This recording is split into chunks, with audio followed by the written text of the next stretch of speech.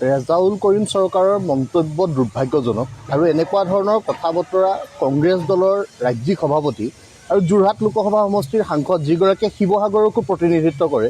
সেইগৰাকী ব্যক্তিৰ উপস্থিতিত শিৱসাগৰক ধুবুৰী বনাম বুলি ক'বলৈ দুঃসাহস কৰা ৰেজাউল কৰিম চৰকাৰৰ বিৰুদ্ধে কঠোৰৰ পৰা কঠোৰতম ব্যৱস্থা ল'ব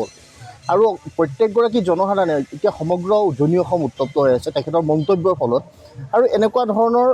মন্তব্যই য'ত সামাজিক বাতাবৰণ বিঘ্নিত কৰাৰ সম্ভাৱনা থাকে এনেকুৱা বাতাবৰণৰ সৃষ্টি নকৰাকৈ তেনেকুৱা বক্তব্য দিয়াৰ পৰা বিৰত থাকিবৰ কাৰণে আমি সকলোকে আহ্বান জনাইছোঁ আৰু এনেকুৱা ধৰণৰ দুঃসাহস যাতে কোনেও নকৰে উজনিৰ প্ৰতিৰোধ ক্ষমতা যদি চাব খুজিছে আমাক যদি প্ৰত্যাহ্বান জনাব খুজিছে সেই প্ৰত্যাহ্বানৰ সন্মুখীন হ'বলৈ তেওঁলোক সাজু হৈ থাকিব লাগিব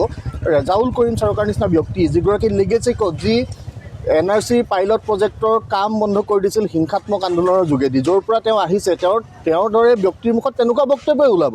কিন্তু সেই বক্তব্যৰ সময়ত তাত হাততালি মাৰি থকা মানুহবোৰ কোন সেই হাততালি মাৰি থকা মানুহবিলাকে যি সময়ত উচ্ছেদৰ বিৰোধিতা কৰে য'ত আমাৰ বনাঞ্চল সত্ৰৰ ভূমি উচ্ছেদ কৰিলেও যিসকল লোকে বিৰোধিতা কৰে যিসকল লোকে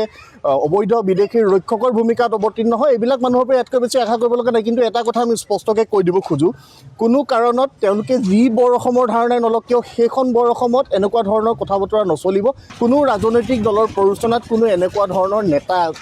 হঠাতে আহি পেলাই ৰাজনৈতিক দলত সৃষ্টি হৈ ৰাজনৈতিক দলত তেওঁ সদস্যপদ গ্ৰহণ কৰি এনেকুৱা ধৰণৰ বক্তব্যই জনসাধাৰণক বিভ্ৰান্ত নকৰিবলৈ সকীয়াই দিছোঁ।